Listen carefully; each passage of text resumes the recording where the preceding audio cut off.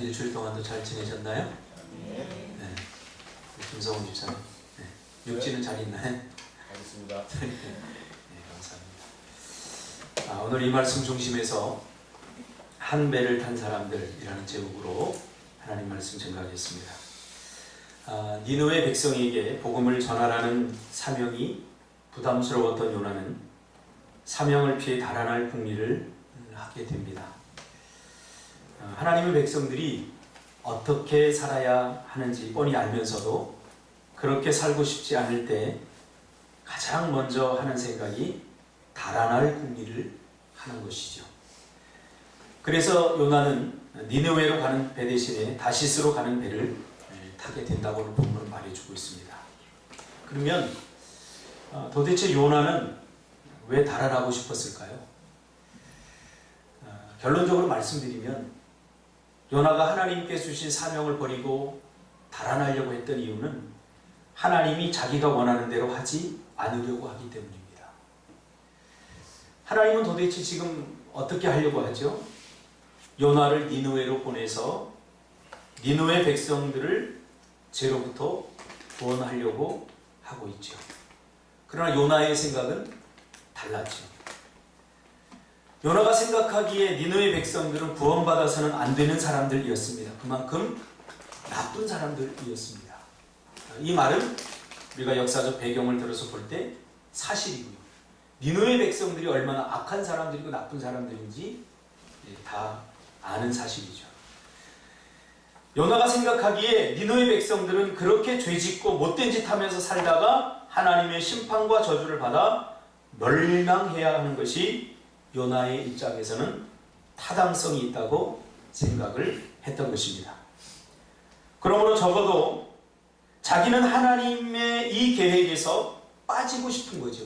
하나님이 이렇게 계획을 세워놓으시고 그들을 구원하겠다고 하면 나는 그 계획에서 좀 빠지고 싶습니다. 왜요? 하나님의 계획이 내 마음에 들지 않기 때문이죠. 하필이면 왜 나입니까? 다른 사람을 시키세요. 그래도 계속 하라고 하면 저는 도망치겠어요. 그래서 요나는 달아나는 것이죠. 그러므로 요나의 이 달아남은 하나님께 저항하고 하나님의 계획에 시위를 하는 것이죠. 여러분은 하나님의 계획이나 하나님이 하시는 일이 시원치 않을 때, 뭔가 마음에 들지 않을 때 여러분들은 어떻게 하십니까? 요나처럼 달아나고 싶지 않으십니까? 요나가 생각하기에 니느웨 백성들은 우리들처럼 율법을 지키는 사람들도 아니고 하나님을 섬기는 것도 아니고 우상을 섬기는데 도대체 하나님은 왜 그들을 구원하려 하십니까? 이 생각이 머릿속에서 떠나지 않게 되는 거죠. 그렇죠? 그런데 마침 욥바 항구에 이르렀을 때 다시스로 가는 배가 대기하고 있었습니다. 참 우리 같은 사람들이 하나님의 뜻을 이해하기란 여간 쉽지 않은 일이 아닙니다. 욥바 항구에 갔는데 배가 아무도 가는 배가 없다면 하나님의 뜻이 아닌가 보다 하고 다시 하나님의 말씀을 들을 수도 있는데 순종할 수도 있는데 마침 욥바 항구에 가니까 가는 배가 대기하고 있는 거예요. 그리고 될 수 있으면 먼 곳으로 가자 이렇게 생각하고 있죠. 오늘 니느웨라고 하는 것은 학자들의 추정에 의하면 스페인이라고 이렇게 추정을 하거든요. 그러니까 지금 요나가 있던 곳에서 가장 끝쪽 부분에 해당하는 곳이 바로 이 스페인입니다. 그러니까 니느웨와 멀어질수록 마음에 안 드는 하나님이 자신에게 그 일을 시킬 가능성이 희박해진다고 생각한 거죠. 그렇죠? 우리도 심부름을 누구에게 시킵니까? 가까이 있는 사람에게. 희수야, 이거 좀 가져와라. 전화를 해서 태안 집사 뭐 좀 가져와 그러면 나 이거 너무 멀어서 안 되겠는데요. 그래서 멀리 지금 도망가는 거죠. 너무 멀어서 안 돼요라고 핑계할 수 있죠. 그래서 될 수 있으면 멀리 가려고 하는 것이죠. 그 사명과 하나님이 주신 사명과 다시는 엮이고 싶지 않은 거죠. 니느웨 사람들과도 다시는 엮이고 싶지 않은 거죠. 그래서 오늘 본문 3절에 보니까 여호와의 낯을 피하여 라고 하는 말이 나옵니다. 근데 요나가 놓친 것이 있어요. 하나님의 사명과 멀어지려고 하면서 하나님의 사명과 멀어지려고 하면서 실제로 멀어져 가면서 그는 하나님과도 멀어진다는 것을 모르고 있었던 거죠. 그리고 지금까지는 모든 일이 이렇게 순조롭게 요나가 마음먹은 대로, 하나님이 뜻하신 대로가 아닌 요나가 마음먹은 대로 순조롭게 진행이 지금 잘 되는 듯 보입니다. 여러분 기억하시기 바랍니다. 사명을 버리고 도망쳐도 어느 순간까지는 모든 것이 순조롭게 잘 될 수가 있어요. 사명을 저버리는 순간 나에게 큰 일이 일어나지 않습니다. 아무렇지 않을 수 있습니다. 이것이 바로 안전한 유혹입니다. 안전한 유혹. 마침 배가 있네? 뭐 하나님의 사명을 버리면 큰 일이 일어날 것 같고 큰 죄를 진 것 같고 양심에 큰 가책이 될 줄 알았는데 사명을 저버려도 뭐 별반 큰 일이 일어나지 않네. 오히려 배가 기다리고 있네. 니느웨로 가는 배가 아니라 다시스로 가는 배가 기다리고 있네. 이것이 바로 평안한 유혹, 안전한 유혹입니다. 그런데 4절에 보니까 여호와께서 큰 바람을 바다 위에 내리심에 큰 폭풍이 일어나 배가 거의 깨어지게 되었다고 본문은 말해주고 있습니다. 요나가 착각한 것이 무엇입니까? 사명을 피해 하나님을 피해 달아날 수 있다는 생각. 이 생각입니다. 이게 얼마나 어리석은 생각입니까? 사명을 피해 달아날 수 있다? 하나님을 피해 달아날 수 있다? 이게 얼마나 어리석은 생각입니까? 저는 저희 어머니가 치매로 돌아가셨거든요.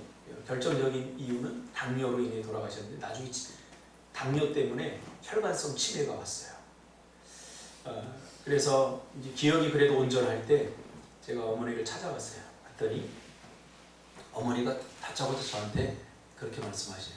미안하다. 그런 거예요. 저한테. 미안하다. 그래서 어머니 뭐가 미안해요? 그랬더니 우리 어머니가 거의 죽게 되었을 때 뭐 굿도 해보고 뭐 알 수 없는 병에 걸려서 뭐 별 짓을 다 해봤대요. 근데 낫지 않대요. 그런데 목사님이 오셔서 예배드리고 기도하고 예수님을 영접하고 병이 나았다는 거예요. 그래서 그때 저희 어머니가 하나님 앞에 이제 서원을 했어요. 주를 위해 살겠다. 하나님이 원하시는 그 길을 내가 가겠다. 그런데 여기에 차일피일 미루다 보니까 순종하기가 힘들었던 거예요. 삶의 기쁨에 빠져서 그걸 누리다 보니까 쉽지 않았던 거예요. 그래서 아버지가 돌아가시게 되고 또 아버지가 돌아가시면 가정이 굉장히 힘들어지게 되고 또 자녀들이 고생하고 그 모든 것들이 지나고 보니까 자기가 하나님의 뜻에 순종하지 않아서 그런 것 같다. 그래서 실제로 너무 힘들어서 신학까지 저희 어머니가 했거든요. 목회를 하려고 신학까지 이렇게 다 했다가 그래도 용기가 나지 않으니까 못했어요. 그래서 우리 가정이 또 너희들이 이렇게 힘들고 어렵게 산 것이 다 나 때문인 것 같다. 그래서 너희들 고생시켜서 내가 미안하다 하고 저에게 이렇게 고백을 하더라고요. 물론 그때 당시 들을 때는 어머니가 조금 과잉생산하다, 생각에 과잉생산에 빠졌던 것 같다. 그러면서 그런 거 아니라고. 뭐 아버지가 돌아가셔서 이게 우리가 힘들게 살았지. 그리고 힘들게 산 것도 아니다. 우리는 행복하게 살았다. 이제 그렇게 위로를 해드렸습니다만은 나중에 제가 이 요나서를 읽으면서 사명에 대해서 묵상하고 또 우리 교회가 사명 없이 사는 사람들에게 사명을 찾는 이것이 우리 교회의 3대 사명 중에 하나이기 때문에 사명에 대해서 묵상하다가 그 말씀이 저에게 확 꽂혀오더라고요. 그러면서 저희 어머니가 했던 말, 하나님은 피해 다닐 수 없겠더라. 그 말이에요. 그 말을 하셨어요. 천지 만물을 지으시고 우주를 다스리시는 하나님이 우리가 어디에 숨은들, 우리가 어떤 일로 핑계를 댄들 우리의 마음을 모르시고 우리를 찾아내지 못할 곳이 어디 있겠습니까? 요나는 이렇게 배가 거의 깨어지게 되는 순간까지 가게 됩니다. 배가 깨지면 다 죽습니다. 이 거대한 폭풍에서 도대체 누가 어떻게 살아남을 수 있겠습니까? 그래서 선원들은 배에서 무거운 것들을 다 바다로 던져버리죠. 왜 그러냐면 제가 배를 많이 타봤거든요. 제가 배를 한 수백 번 이상 타봤어요. 큰 배들을. 왜냐하면 백령도에서 인천으로 나오는 배가 약 12시간 타고 옛날에 왔거든요. NNL이 이렇게 거지면서 사이드로 못 오고 이렇게 빙 돌아서 와요. 그러니까 그냥 직선으로 가면 한 2시간, 3시간이면 갈 수 있는 거리인데 한 12시간씩 타고 제가 어릴 적에 다녔어요. 그 작은 배이기 때문에 그렇게 큰 배가 아니야. 한 300톤 되는 이런 배이기 때문에 폭풍 쳐도 웬만한 폭풍을 쳐도 가야만 되는 상황이 있어요. 그래서 가다 보면 먼 바다를 돌아서 가기 때문에 이 멀미 여러분 우리 백령도 선교 갈 때 우리 상원 집사님 거의 죽었죠. 지금 백령도 선교 가자 그러면 안 간다고 그러죠. 멀미가 얼마나 사람을 고통스럽게 하는지 몰라요. 죽음의 순간까지는 아니지만 아무튼 고통스럽게 합니다. 근데 저는 그 배를 타고 정말 멀미를 많이 했어요. 죽음의 고통도 느껴봤어요. 폭풍 치면 그 파도 물결이 배 안으로 다 들어와서 배 밖에 나가지도 못하고요. 배가 안에서 이렇게 누워서 있어요. 그러면 배가 이렇게 파도에 따라 파도가 크게 치면 너울이 생겨요. 파도의 거대한 너울 때문에 이렇게 올라갔다가 이게 내려가요. 내려가는데 그 어린 마음에 이 배가 밑으로 쑥 가라앉을 것 같아요. 그만큼 공포. 왜? 한참 내려가서 멈춰야 되는데 그런데 계속 내려가는 거예요. 그러니까 배에서 프로펠러를 돌려서 위로 부상시키는 뜨드드드드 하고 떨리거든요. 그러면서 2시간, 3시간을 간다고 생각해 보세요. 너무너무 힘들어요. 그래서 제가 그 어린 마음에 그 파도 너울이 올라갔다가 쭉 내려가는 공포 를 수십 번 경험을 했어요. 오늘 배가 선원들이 왜 물건을 버리냐면 배가 가벼워야지 배가 무거우면 그냥 매몰되는 거예요. 파도에 매몰돼서 쑥 깊이 들어가 버리는 거예요. 그래서 오늘 선원들이 배에 있는 그 물건들을 다 밖으로 버렸어요. 이제 끝까지 간 거죠. 거의 이제 끝까지 간 거죠. 무역선이기 때문에 이걸 버리면은 배가 바다에 뜰 이유가 없는 거예요. 근데 그걸 다 버리게 되죠. 그만큼 이 노련한 선원들도 속수무책인 상태에 직면하게 된 거죠. 통제 불가능한 상황, 내 힘과 능력으로 통제할 수 없는 상황에 직면하게 된 거죠. 우리가 살다 보면 통제 불가능한 상황에 우리가 직면할 수가 있어요. 부부 관계 속에서도 또 가정의 우리 자녀들도 마찬가지. 통제 불가능한 상황.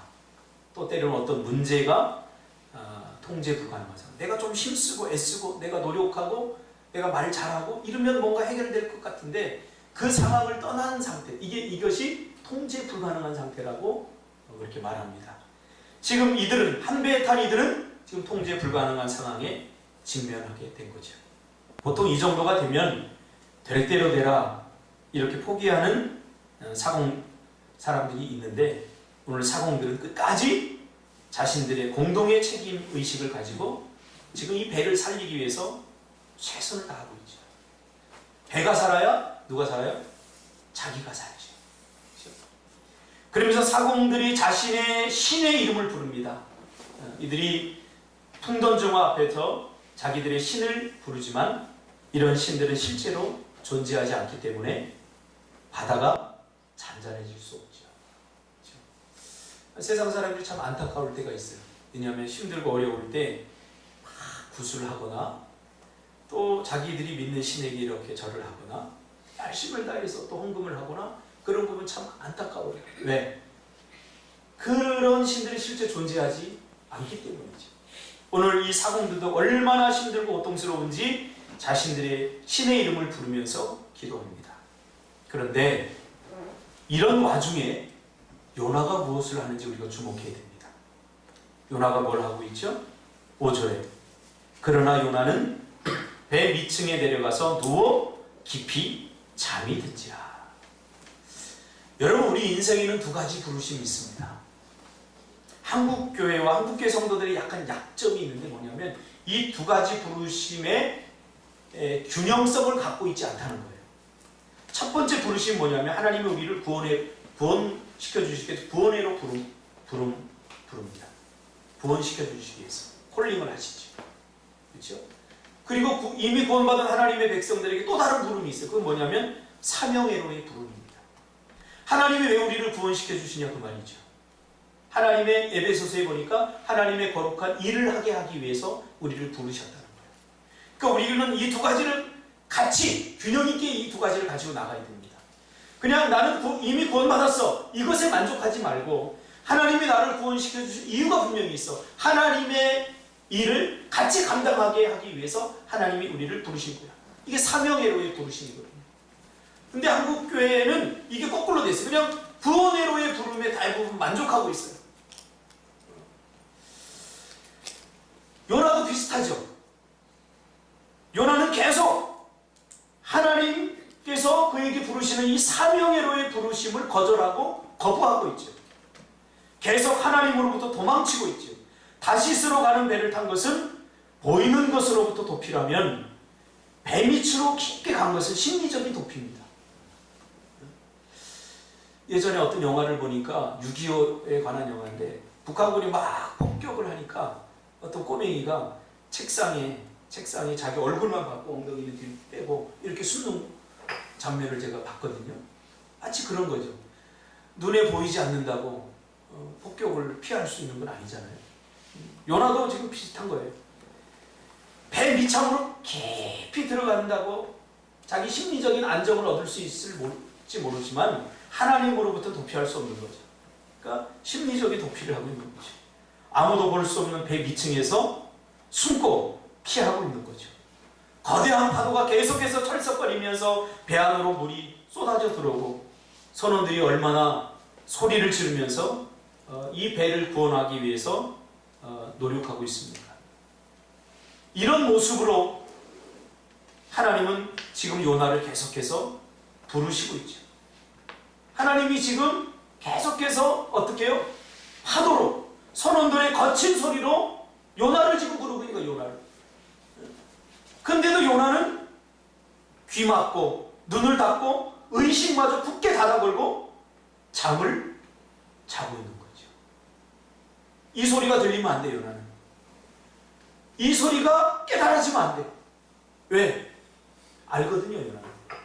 하나님께서 거칠게 숨을 내몰아셔서 파도를 만들어내고 그리고 선원들의 이 다급한 소리 그것을 통해 지금 요나를 부르신다는 사실을 요나는 알거든요. 그러나 요나는 그것에 귀 닫고 눈을 막아버렸습니다. 다시 하나님이 부르실까봐 깨닫고 느끼고 생각하는 의식 기능마저 잠들게 하고 있는 거죠. 왜 잠을 잤습니까? 잠을 자면 아무것도 누가 불러도 잘 모르거든요. 의식하고 깨닫고 야 내가 사명을 버려서는 안 되는구나. 이런 모든 의식 기능들마저 스스로 다 잠들게 만들어버린 거예요.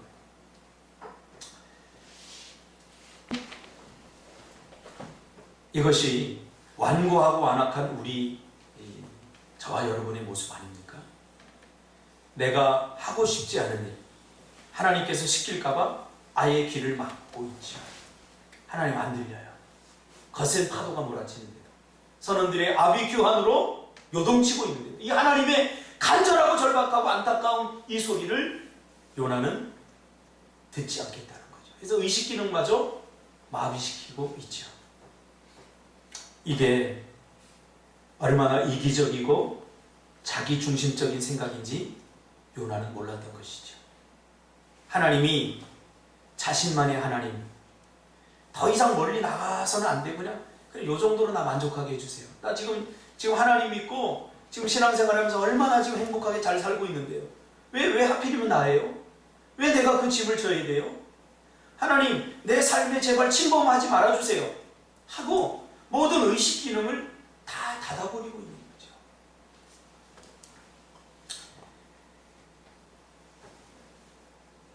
하나님은 요나만의 하나님이 아니라 니느웨 백성들의 하나님이기도 하죠. 전 우주적인 하나님이기도 하죠. 그러나 요나의 이 편협한 생각이 하나님을 자신들만의 하나님, 지역의 신증으로 전락시켜버리는 거죠. 온 우주의 하나님을 자신들만의 하나님으로 만들고 싶은 요나의 욕심. 남의 잘됨을 결코 기뻐할 수 없어 요나는 지금 수동적으로 회방을 놓고 있는 거죠. 참 우리에게도 이런 편협한 세계관이 있습니다. 제가 경험한 바에 의하면 어느 권사님이 저한테 어느 날 찾아와서 신세한탄을 하더라고요. 제가 부목사님, 저는 지금까지 얼마나 신앙생활 열심히 했는지 몰라요. 하나님 한 번 보고 이렇게 신앙생활 열심히 했는데 우리 자녀들은 잘 안 되는 것 같고 우리 집은 정말 안 되는 것 같은데 내가 생각하기에 저 권사님은 새벽 기도도 안 나오고 저 권사님은 신앙생활도 제대로 안 하는데 자녀들이 다 잘 되는 것 같아요. 그러면서 신세한탄을 하는데 제가 발견한 것은 바로 요나 같은 생각, 편협한 세계관을 제가 그 권사님에게서 봤어요. 우리에게는 없나요? 열심히 한 사람이 더 많은 복을 받아야 되고 더 많이 헌신한 사람이 더 많이 하나님의 은혜를 받아야 된다. 이 룰이 지켜지면 얼마나 좋을까요? 그렇죠? 새벽기도 나오면 월급이 100만 원 올라버려 그래. 이야, 그럼 안 나올 사람이 없잖아요. 근데 중요한 게 있어요. 뭐냐면 눈에 보이는 것이 전부가 아니라는 사실이에요. 눈에 보이는 것이 전부가 아니라는 사실이에요. 사실 요나도 죄인이에요. 하나님 보시. 니네 백성들도 죄인이에요. 근데 요나가 죄인인 자신을 구원한 하나님, 그 하나님이 자신에게만 은혜를 베풀고 자신만 잘되게 해주기를 원했던 거죠. 하나님은 지금 저 니느웨 백성들이 우상을 섬기고 저 죄악 가운데 빠져서 아우성치는 저 백성들이 불쌍하고 저 백성들을 구원하고 싶은데 요나는 이게 잘 안 되는 거죠. 결국 누구 때문에 이 한 배에 탄 사람들이 이 죽을 고생을 하고 있습니까? 바로 요나 때문입니다. 모든 사람들이 이 성난 파도로부터 배를 지키고 목숨을 지켜내기 위해서 분주하게 움직이는 가운데도 요나는 아무것도 하고 있지 않죠. 그러자 이교도 선장이 그를 꾸짖습니다. 우리가 이렇게 죽게 되어 모든 사람들이 이렇게 서로 돕고 힘을 합쳐 안간힘을 쓰고 있는데 도대체 당신은 어떻게 그렇게 무관심할 수 있느냐? 배가 가라앉으면 요나는 안 죽습니까? 한 배에 타고 있는 공동 운명체인데 요나는 오직 자기만 생각하고 있는 거죠. 자기 때문에 다른 사람들이 죽게 생겼는데, 그래서 나쁜 사람 중에 가장 나쁜 사람은 종교적으로 나쁜 사람인 것 같아요. 세상 사람들은 그래도 정이라도 좀 있어요. 근데 예수 믿는 사람이 한번 삐지면 잘 안 돌아서요. 참 이게 신기해요. 얼마나 옹졸하고. 그래서 더 부담스러워요, 예수 믿는 사람. 한번 삐치면 절대 안 고칩니다. 우리 어머니가 그랬어요. 가만히 보니까 저도 그래요. 우리가 서로의 문제에 관심을 갖고 너의 문제와 어려움에 관심을 가져야 될 이유는 바로 너의 문제가 곧 나의 문제이기 때문이죠. 그렇지 않을까요? 우리가 자녀 문제에 관심을 가져야 돼요. 그러나 내 자녀의 문제만 관심을 가지면 안 돼요. 왜? 우리 자녀만 홀로 살 수 있나요? 다 관계 속에서 살기 때문에 저 사람 가정의 자녀들도 관심을 가져야 돼요. 그래서 제가 이 꿈틀 학교를 하려고 하는 이유 중에 하나도 그거예요. 우리 자녀만 잘 키우면 되는 게 아니라 모든 문제가 해결되는 게 아니라 더불어 같이 사는 세상 속에서 그들의 자녀도 잘 돼야 건강한 공동체가 유지가 될 수 있기 때문이죠. 야, 나에게는 이런 문제가 없으니까 난 참 주님의 은혜다. 난 참 행복하다. 하나님 감사합니다. 이렇게 해서는 안 돼요. 다른 사람의 문제, 다른 사람의 아픔이 곧 나의 아픔으로 다가올 수 있는 거예요. 그래서 다른 사람이 아플 때, 다른 사람이 어려움을 당할 때 나도 그럴 수 있다는 것을 기억하면서 그를 도와야죠. 그를 위해 기도해줘야지. 오늘 이 선원들처럼 최소한 같이 뭔가 구해보려고 해야죠. 그러나 옹졸했던 편협한 세계관에 갇혀있던 그리스도인이었던 이 요나만은 혼자 깊은 곳에서 지금 모든 의식을 다 잠재우고 잠들어 있다는 거죠.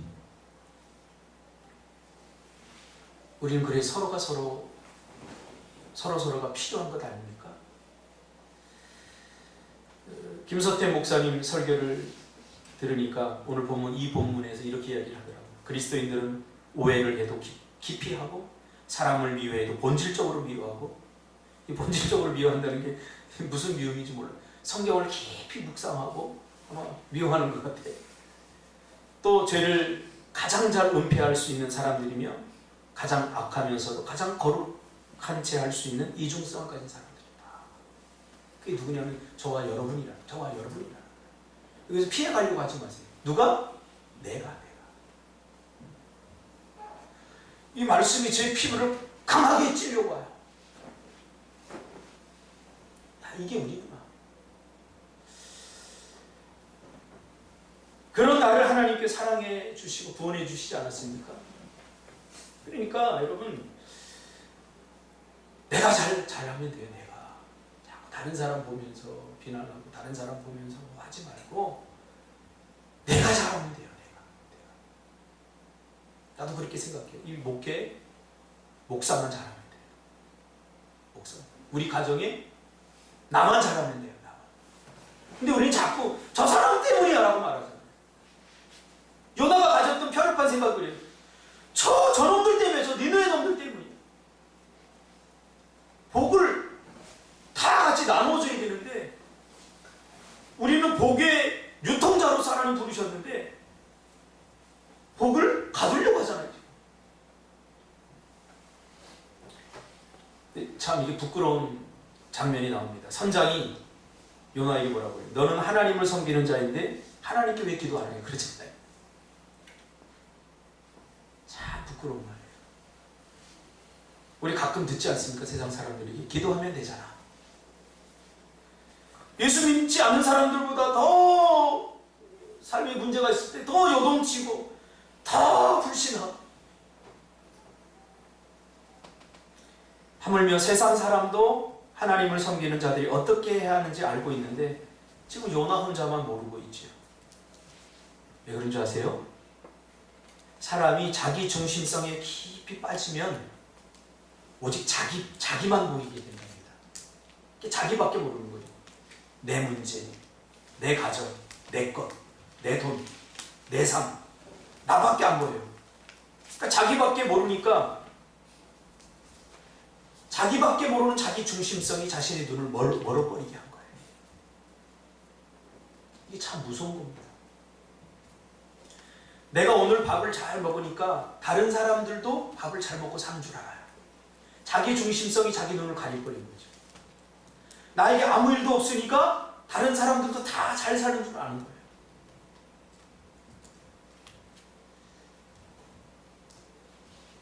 이게 자기 중심성. 그리고 제비를 뽑지요. 제비를 뽑으니까 요나가 뽑힙니다. 8절의 선원들이 뭐라고 합니까? 도대체 누구 때문에 제왕이 왔는가? 내 생업이 무엇이냐? 내가 어디서 왔느냐? 네 나라가 어디냐? 라고 묻지만 이것을 한마디로 요약하면 이런 말이에요. 네 사명이 뭐냐? 너 뭐 하라고 하나님이 보냈는데 지금 네 사명이 뭐냐? 라고 묻는 거지. 우리의 삶의 의미를 겨냥한 질문이죠. 너 왜 사니? 왜 사니? 너 지금 왜 여기 있니? 너의 정체성은 뭐니? 삶의 의미를 겨냥한 이 선장의 질문. 은혜의 유익을 그들과 나누고 싶지 않은 욕심, 자기만 누리고 싶은 욕심. 그래서 그들에게 자격 운운하면서 저들은 구원받아서는 안 돼요. 그러면서 하나님 앞에 저항하고 있지만 하나님이 우리를 부르신 이유는 이방 사람들에게 축복의 통로가 되기 위해서 우리를 부르셨다는 사실.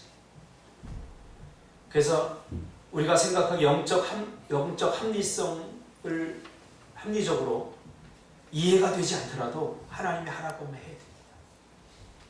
저런 사람 구원받아서는 안 돼요. 저런 사람 복받아서는 안 돼요. 마음속 깊은 곳에서 요동치더라도 하나님이 그를 위해 복을 빌고 그를 위해 죽어라, 그를 위해 헌신하라, 그를 위해 가라 그러면 우리 가야 돼요. 오늘 이 본문을, 이 1장 오늘 본문을 팀 켈러 목사님이 아주 재미있게 표현했는데 뭐라고 그러냐면 요나가 도망치다 하나님께 멱살을 잡혔다 이렇게 얘기해요. 멱살 잡으면 기분 나쁘죠. 하나님은 때로는 우리의 손을 잡아주시기도 하지만 때로는 우리의 멱살을 잡기도 하십니다. 사실 요나는 하나님보다 더 큰 내 안에 나라고 하는 우상이 딱 버티고 있다는 사실을 몰랐던 거죠. 우상의 실체가 제가 뭐라고 그랬어요? 사무엘상, 열왕기상 하면서 제가 떠나이 강조했잖아요. 우상은 이 보여지는 이런 것들이 아니라 우상의 실체는 바로 나예요. 우상이 실제로 존재합니까? 사람들이 만든 거잖아요. 자기 마음대로, 자기 뜻대로, 자기가 하고 싶은 대로 하려고 하다 보니까 하나님과 직접 맞짱 뜨기는 미안하니까 이걸 만들어 놓고 이게 우상이다. 자기가 하고 싶은 대로. 인간의 자기 중심성이 거의 가득 차 있는 거죠. 요나가 자기 마음대로 안 되죠. 그렇죠? 하나님, 그렇게 하면 안 돼요. 이렇게 해야 되죠.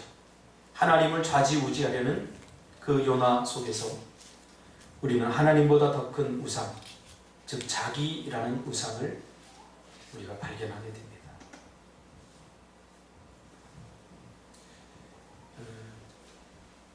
이 말씀을 보면 참 이 말씀에 직면하기 이렇게 힘들어요. 우리 자신들이. 이거 얼마나 힘든 일입니까? 누가 왕입니까? 하나님 여호와가 왕이라고 말하지만 실제로 우리 삶 가운데서 내가 왕이 되려고 발버둥치고 있고, 실제로 하나님만이 우주의 여호와십니다, 참신입니다 라고 말하지만 거기에 저항해서 내가 신의 역할을 감당하려고 하고 있죠. 이것과의 싸움이죠. 그러므로 사명을 버리면 반드시 풍랑을 만나게 됩니다. 이렇게 기억해야 됩니다. 하나님 우리가 어디를 가든지 반드시 추적하십니다. 아무리 우리가 귀를 막고 눈을 닫아도 들리게 하시며 보게 하십니다. 괜히 나 때문에 한배 탄 사람들을 고생시켜서는 안 됩니다. 내 가족, 내 공동체, 내 교회, 내 회사. 저도 여기 오고 싶지 않았습니다. 제주도에 정말. 그러나 내가 하나님 말씀에 불순종하면 내 사랑하는 가족들, 내 사랑하는 공동체가 그 짐을 고스란히 다 짊어져야 되기 때문에 제가 모든 걸 다 포기하고 이 낯선 땅으로 왔습니다. 어제 손님이 찾아왔어요. 우리가 비즈니스 선교할 때 우리 사모님이 떡볶이집 할 때 단골로 와서 떡볶이를 사주던 애담이 친구가 강민이라고, 우리가 일로 온다니까 얼마나 잘 살고 있나 이렇게 밤늦게 왔어요. 와서 그분이 참 환경은 너무 좋은데 참 외로울 것 같아요. 그런 얘기를 하더라고요. 뭐 여행 가끔 한 번 와서 본 그 사람들도 다 알아요. 이 땅이 어떨 곳인가. 그러나 저는 하나님의 말씀에 순종하려고 이곳에 왔습니다. 자신이 손해보거나 마음에 들지 않는다고 다른 사람 피해주는 이기적 행동, 요나의 이중성을 깨닫게 하나님께서 해주시죠. 괜찮아요. 애들 사명을 떠드는 거니까 여러분 집중하세요. 안 부서져요. 절대. 여러분들이 여기에 지금 빼앗긴다는 거. 그러니까 여러분들은 파도 치면 금방 알아듣긴 하겠어요. 이 정도 예민함이라면. 저는 안 들리는데 잘. 모른 척, 못 본 척 이런 거 절대 하지 마세요. 지금 밑에서 애들이 막 쿵쾅거리잖아요. 배고파서 빨리 밥 달라고 이렇게 모른 척 하는데 제가 설교 끝내겠습니다. 마지막 결론. 요나가 니느웨에 가서 희미하게 한마디 던졌죠. 야, 너희들 회개해야 돼. 그렇지 않으면 망한다. 망한대. 간절하고 절박하게 외친 것도 아니에요. 한마디 툭 던졌어요. 희미하게 던진 복음을 그들은 목숨을 걸고 받아들였죠. 회개합니다. 놀라운 역사가 일어납니다. 그러나 아무리 강력하게 파도를 치고 선원들이 아우성거려도 이스라엘 백성들은 귀를 닫고 있죠. 이만큼 우리의 마음이 완고합니다. 세상 사람들보다 우리가 더 완고해요. 우리가 이렇게 매주 설교를 듣고 있는데 우리 잘 안 변하잖아요. 매주 말씀을 보는데 이렇게 안 변하잖아요. 그러니까 세상 탓할 거 없어요. 우리만 잘하면 세상은 우리 따라오게 돼 있어요. 세상에 자꾸 그러지 말고 이제 거룩한 변화는 오늘부터 나부터 이 손가락질 이렇게 하지 말고 좀 나부터. 요나는 지금 이 사실을 생명을 위협하고 죽을 위기에 직면한 폭풍 치는 현장에서 배우고 있는 거죠. 여러분, 말씀의 수준에서 깨닫게 되기를 바랍니다. 폭풍 치는 현장에서 깨닫지 마세요. 저희 어머니 말이 맞다면 그 폭풍 치는 현장은 너무나 고통스러운, 너무나 외로운 현장입니다. 저의 어린 유년 시절, 대학 가기 전, 대학 가서도 제 삶은 힘들었어요. 물질이 없어서. 아버지 없이 여러분 살아봤어요? 가난하게 살아봤어요? 기도하겠습니다.